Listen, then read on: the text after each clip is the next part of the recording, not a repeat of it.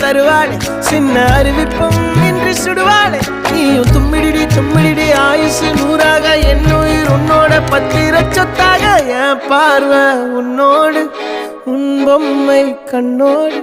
பேசாமல் விண்ணோடு நாம் மிதந்து போவோம் காதாரா அடியாள